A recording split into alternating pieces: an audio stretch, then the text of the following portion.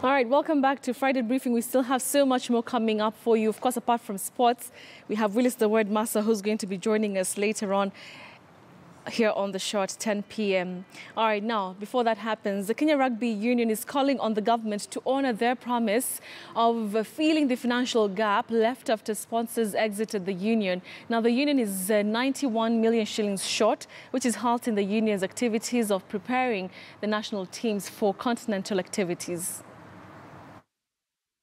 The withdrawal of sponsorship by SportPesa in January 2018, Kenya Rugby Union has been running under a tight budget. The government promised to disburse 124 million shillings for the whole year, but so far KRU has received only 31 million in the first quarter. But we cannot continue working in an environment where there's no certainty about funding. We've made commitments to the players, we've made commitments to the coaches. Running these programs are expensive. You cannot get elite performance with no resource.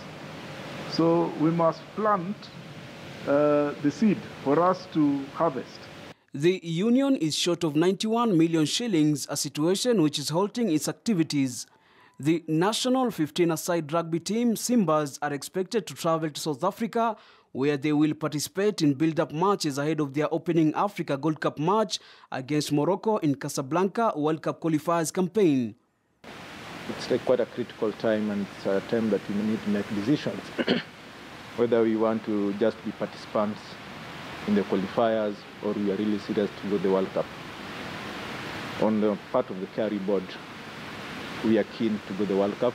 We've tried to put all the resources to the coaches.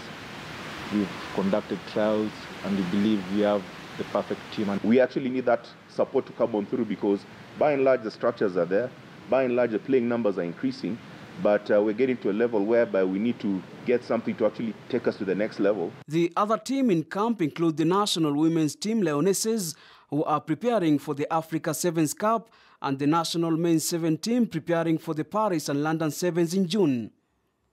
Abula Ahmed, KTN Sports. All right, Football Kenya Federation today concluded a 3-day physical endurance test for Kenyan Premier League, National Super League and Division 1 League referees. The endurance test was aimed at assessing the fitness levels of the officials.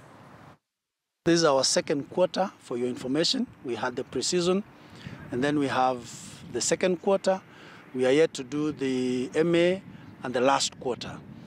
The essence of doing this performance endurance test is to check on the physical ability of the referees.